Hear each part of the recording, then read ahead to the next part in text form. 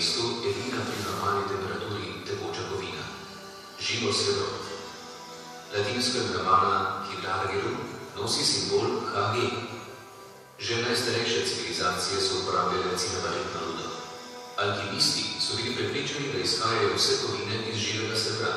Imenovali so ga tudi Merkurij in so skušali na tega dnevi izdelati zlato.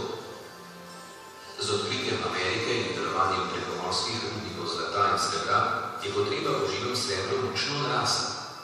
Uporaba živega srebra v znanosti, medicini, tehniki, industriji in vsakdanjem življenju je vse do našega časa pomembno sooblikovala civilizacijski in kulturni razvoj. Brez te kovine bi bila zgodovina človeštva in podoba našega sveta drugačna. Kraja, v katerem smo in za katerega pravijo, da ima Florisu podobo zvezde, pa bi morda sploh ne bilo. Idrija je nastala na enem najbogatejših najdišč te kovine na našem planetu. Idrijsko podzemlje se je porodilo v davni geološki preteklosti pred približno 220 milijoni let, ko so po globokih prelomih pritekle iz zemeljskih globin proti površju vroče z živim srebrom bogate raztopine. Cinnabarit je nato kristaliziral v kamninskih razpokah in porah. Termalne raztopine so se izlivale tudi v takratnem močvirje, kjer so se usedale skupaj z drugimi sedimenti. Med nastajanjem Alp so tektonske sile močno nagubale in prelomile lovišče. Dvignjene dele je erozija postopoma odnašala. Pred nekaj milijoni let je prišlo do zadnjih močnejših tektonskih premikov. Ob znamenitem, še zdaj aktivnem idrijskem prelomu, ki je viden tudi s satelita, se je del lovišča premaknil za 2,5 kilometra. Posledica vseh dogajanj je izredno zapletena zgradba lovišča. Najstarejše kamenine leži nad mlajšimi, ter neenakomerna razporeditev rudnih teles različnih oblik in velikosti.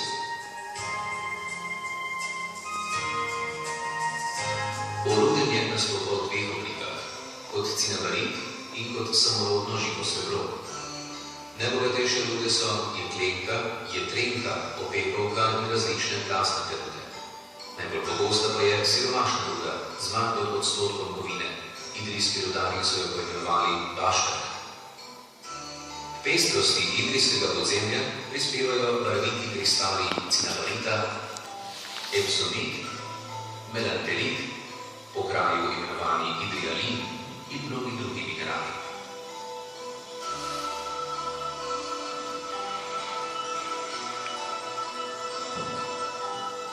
Enako razgibana in bogata kot podzemlje je površina tega dela Slovenije. Na nadmorski višini 330 metrov leži Idrija v globoki kotlini, ki je v obiskovalcih pogosto vzbujala občutek ujetnosti.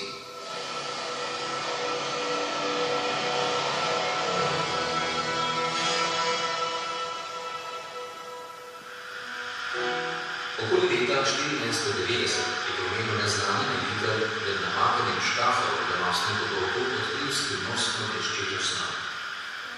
Že v naslednjih letih so se na Selmini, nastajajoči na sotočju Nikove in Idrijce, pojavili rudarji. Na kraju prvotne najdbe živega srebra so leta 1500 postavili cerkev Svete Trojice.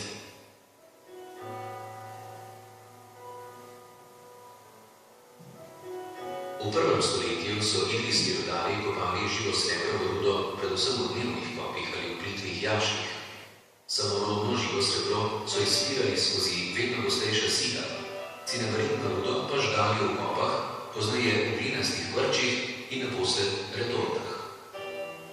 V začetku je prevladovalo človeško mišično delo, nato so začeli v keplje vpregati konje, idrijsko 16. stoletje pa v energetskem pogledu označuje uvajanje vodne energije.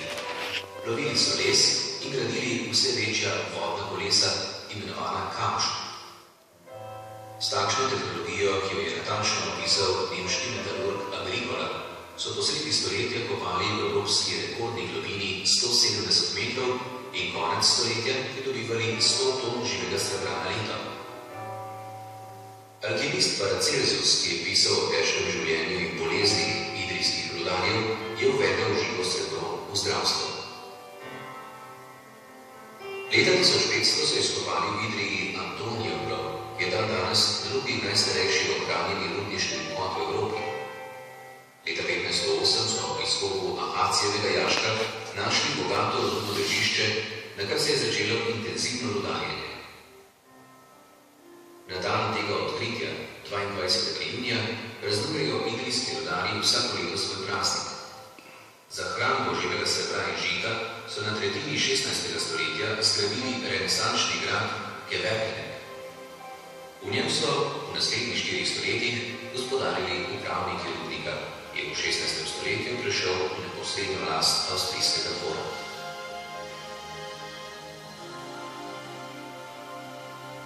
V naslednjem, 17. stoletju, si je Idrija z izboljšavami v jami in zunaj nje pridobila svoje tehnološko najbolje opremljenega rudnika v Habsburškem cesarstvu. Pozornejšim obiskovalcem pa niso ostale skrite osnove njenega razcveta, ki so jih razodevale beda in obolevanje idrijskih rudarjev. Oboje je slikovito opisal tudi Janez Weikart Valvazor v svojem znamenitem delu Slava Vojvodine Kranjske. Idrija je v 17. stoletju proizvajala leto do 240 ton živega srebra, ki so ga tovorili s konji prek vse Evrope in z ladjami v Mehiko.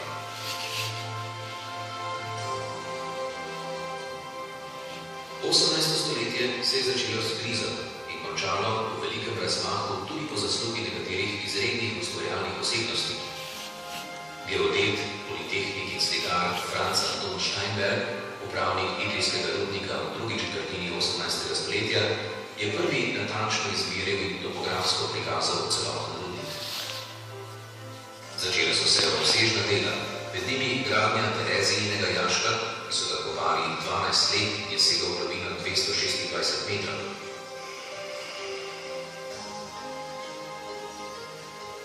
Jamomerec Jožef Mrak je deloval v rudniku in zunaj njega, poučeval na metalurško-kemijski šoli in se preizkušal kot slikar. S temi baročnimi vinjetami drugega rudniškega načrta je dramatično prikazal življenje in delo idrijskih rudarjev. Najbolj pa se je odlikoval kot načrtovalec klavš, jezov za pravljenje lesa. Funkcionalno in estetsko popolnost bi napravil dosegel s klavžami na Idrijci, ki so jih zaradi monumentalnega učinka preimenovali slovenske piramide. Slovita zdravnika in blagoslovca Giovanni Scopoli in Balthazar Paquet sta svojimi deli veliko pripomogla k mednarodnemu slovesu Idrije, podeželišča moderne znanstvene in tehnične miselnosti. Po velikosti drugo mesto Kranjske, v katerem so konec 18. stoletja pridobivali do 600 ton živega srebra na leto, se je odprla v svet s prvo vozno cesto.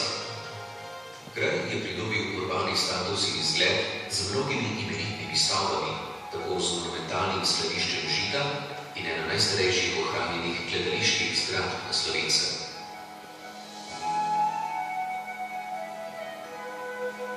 Na prve izzive industrijske revolucije je Idrija v skladu s svojo tradicijo odgovorila najprej z največjim, še danes ohranjenim vodnim kolesom Kamštjo, s premerom skoraj 14 metrov, ki je več kot pol stoletje poglavila rudniške črpalke.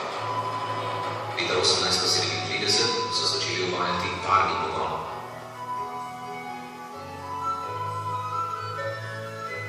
Drugo polovico 19. stoletja najpomembneje označuje osebnost ravnatelja Marka Vincenca Liepolda, rudarskega inženirja in biologa, ki je delovanje in razvoj rudnika dosledno znanstveno utemeljil.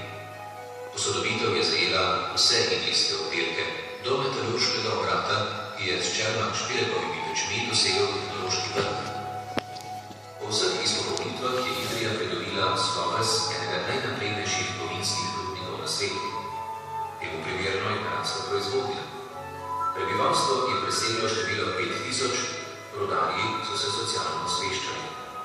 Sredi Idrije so zgradili ljudsko šolo in reprezentančno mestno hišo.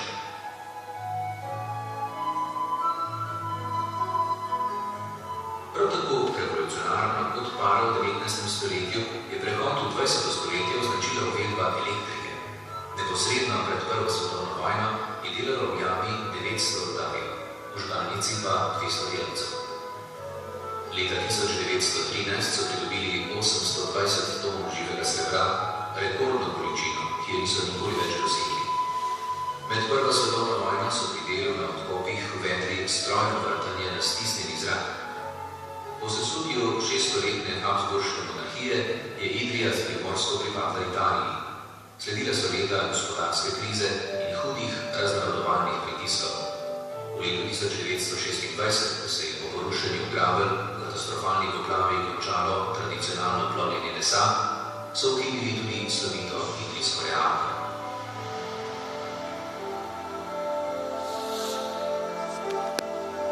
Med drugo svetovno vojno je odšla tretjina idrijskih rudarjev v partizane, vsak peti je padel.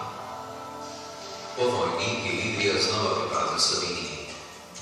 Modernizirali so vse obrate, od jame, ki je segla s 15 obzorjem podravne morske gladine, do topilnice z rotacijskimi pečmi, največjimi te vrste na svetu.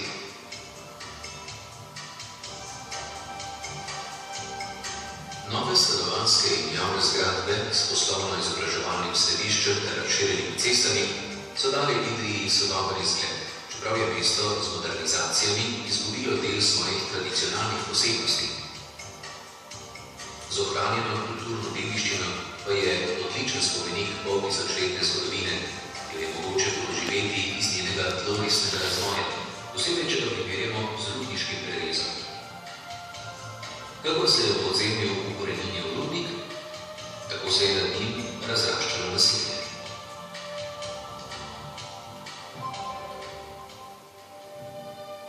Ob vseh naravnih in tehničnih znamenitostih Idrije je bil glavni dejavnik njenega poltisočletnega razvoja vselej človek.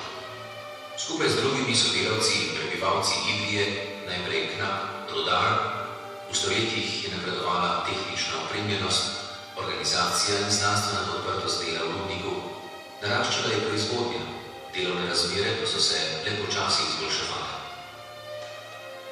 Rudarje so ogrožale mehanične poškodbe, vodna zalitja, požari. Zapraševanje pljuč, silikozi in kronični zastrupitvi z živim srebrom, merkurializmu, se je bilo vse do zadnjega obdobja rudniškega delovanja nemogoče izogniti. Vplivalo je na počutje, telesno zdravje in obnašanje idrijskih rudarjev, najbolj usodno pa na dolžino njihove delovne sposobnosti in življenja. Po žilah jim je skrbjo krožilo tudi živo srebro. Tako je šlo iz generacije v generacijo skozi 500 let. Šiht se je začenjal sredi noči, s potjo do rudnika, preoblačenjem ter čakanjem v prizidnici. Sledili so spust po jašku, v temno podzemlje, pot skozi rove do delovnega mesta, na odkopu, pri transportu ali tesarbi, naporno delo, skromna malica, spet delo, po šihtu pa vračanje na površje v svetlovo življenje zunaj jame. Zunaj jame se je idrijski rudar skušal naužiti vsega, kar je pogrešal v podzemlju. Dnevne svetlobe, čistega zraka, razsežnosti prostora, ptičjega petja, predvsem pa človeške bližine. Siloviti in strastni v vsem, kar so počeli in doživljali, so bili še posebej vroči v ljubezni, ki pa se je iz mladostne zaljubljenosti hitro spremenila v zakonski ter družinski odnos. Idrijske žene so enakovredno delile dobro in slabo. V večini 500-letnega obdobja so morale s skrbnim obračanjem skromnih rudarskih zaslužkov te nekako podvojiti. Pomagale so si z raznimi dodatnimi deli in v najbolj plemeniti obliki sklekljanjem. Izdelovanje čip poznajo mnoge evropske dežele in slovenske kraje, toda nikjer ni ta prefinjena umetnostna dejavnost doživela takšnega razmaha in posebnega razvoja kot prav v Idriji. Njene začetke je mogoče slediti vsaj v 17. stoletje, sredi 18. stoletja pa so od otroških let klekljale vse žene in dekleta. Leta 1876 so ustanovili čipkarsko šolo. Še zdaj zelo živa dejavnost je po oblikovnem in tehničnem bogastvu brez primerjave v evropskem prostoru. Kljub preživetveni stiski pa idrijske čipke nikoli niso bile le sredstvo dodatnega zaslužka, ampak tudi izraz najgloblje potrebe po letu.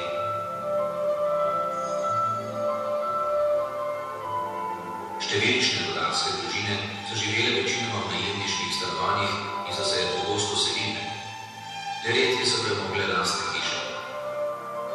Idriji se je razvil poseben tip največkrat v strmem bregu kovane rudarske hiše, v kateri se je gnetlo povprečno 16 prebivalcev. Je pa zvilo fasado, strmo streho in mnogimi okenci vzbujala večji videz in delovala monumentalno.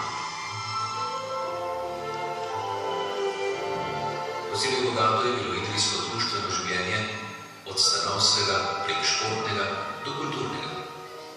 Zlasti bogato tradicijo iz 17. stoletja ima idrijska rudarska godba.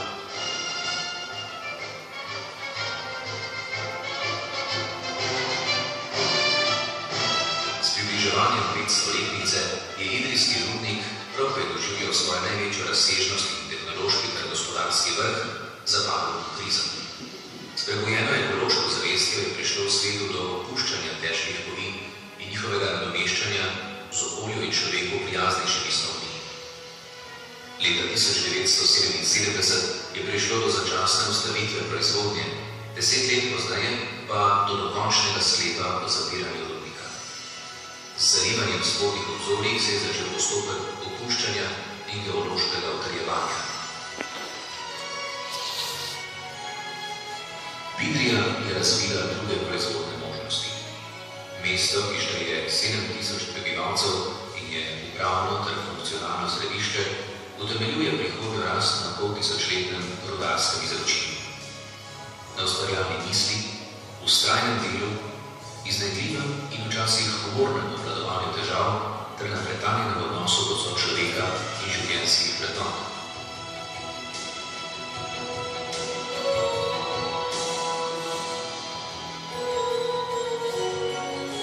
Ko se bomo zdaj podali po stopinjah mnogih generacij idrijskih rudarjev v podzemlje, bomo to storili s spoštljivim občutkom. Kot oni bomo ponesli v temo luč in rudarski pozdrav. Srečno!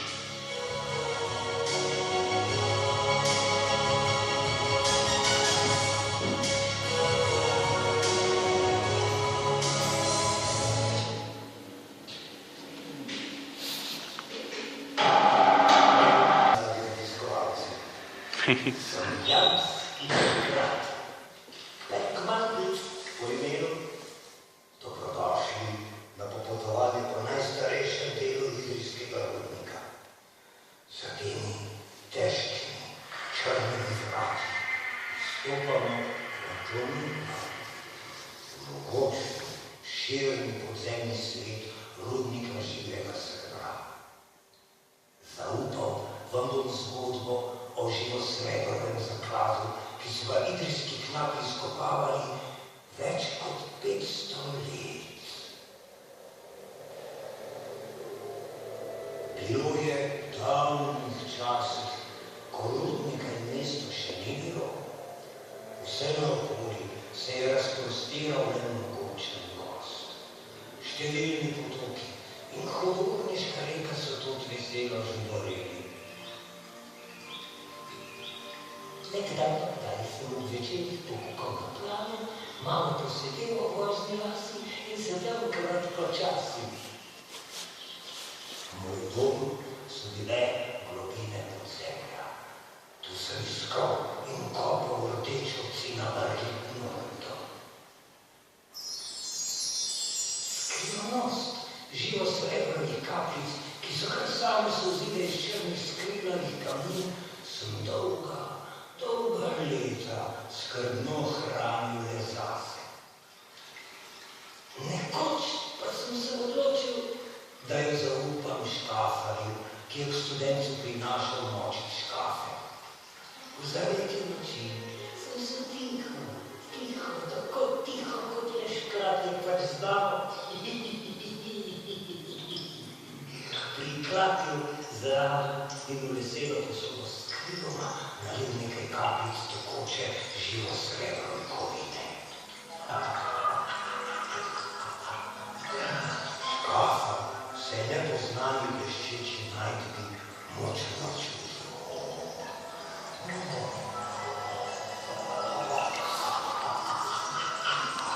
Skušal se jo je zatakniti, a se mu je ta naivo izmuznila.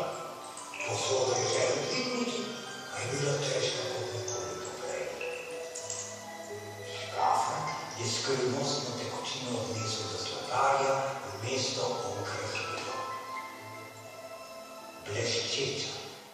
prezikajoča snov je bila živo srebro. Skrivnost o najdi živega srebra je bila kmalu razkrita. V kotlino so začeli prihajati živali, kopali so provo, grobje in grobje, ter iskali živo srebro rudo. Včasih se jim je nasmehnila sreča, in v skalnih razpokah so odkrili dragocene rdeče in abaretne kristale. Živo srebro je postavljeno vse cenjeno, ker številni knapi so imeli dela na pretek. Pogosto se je zgodilo, da je živo srebro in rude začelo celo primanjkovati. Takrat smo toliko premislili, kjer je bila ruda najbogatejša. Rudarji so čutili, da jim je to pomaga. V zahvalo so mi pustili kakšen grižljaj svoje skromne malice. Včasih pa so mi njihove žene sešile toplo suknjo.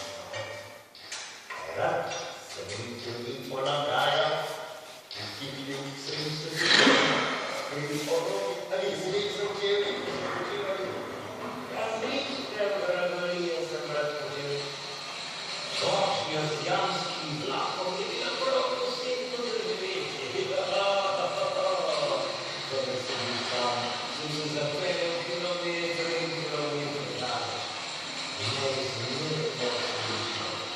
V globinah rudnika se je nahajalo preko 700 kilometrov kovov.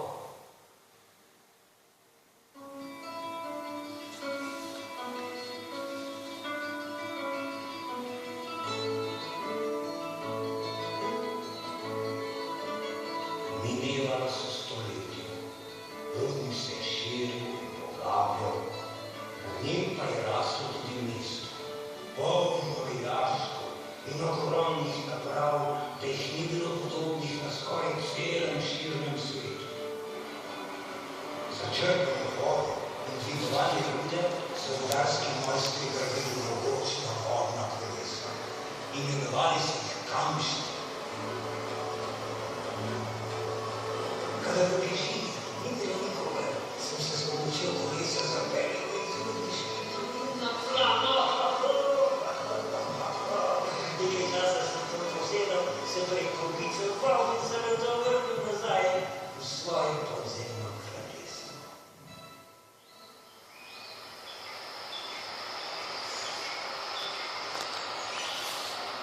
Ker ni bilo cest, so res za potrebe rudnika plavili po reki.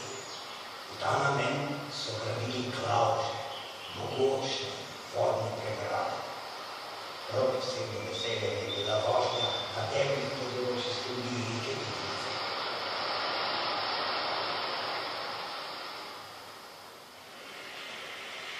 Izkopano rudo so stali v posebnih pečeh v žgalnici. Živo srebro je pri visokih temperaturah hlapelo iz rude in se na hladno ponovno zgostilo. Hranili so ga v jeklenkah, posebno tesno zaprtih posodah, ki so potovale po vsem svetu.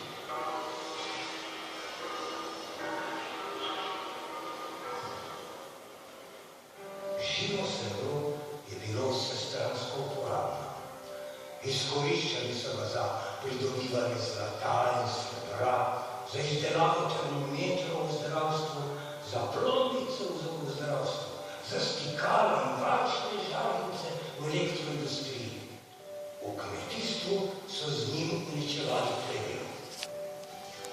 Še in še stvari so ljudje počeli z njim. Uporabljali smo tudi vojne namene, kar meni nikakor ni bilo pogodu. Živo rdeči cimon, ki so ga tudi izdelovali videli, so kot barvilo uporabljali že najstarejše civilizacije. Ker so ljudje ugotovili, da je živo srebro tudi studeno in nevarno zdravje, so ga začeli opuščati. Življenje v rudniku je zato počasi zamiralo in po 500 letih so rudnik zaprli. osušili in zalili z vodo. Ohranjen je ostal samo najstarejši del rudnika, Antonijev lov, katerega se po dolgih letih, ki smo jih prebil v samoti opustošenega rudnika, vse pogosteje vračamo tudi sam. Vidite, stopimo po stopinjah številnih rodov vdaj. Pridružite se svetu že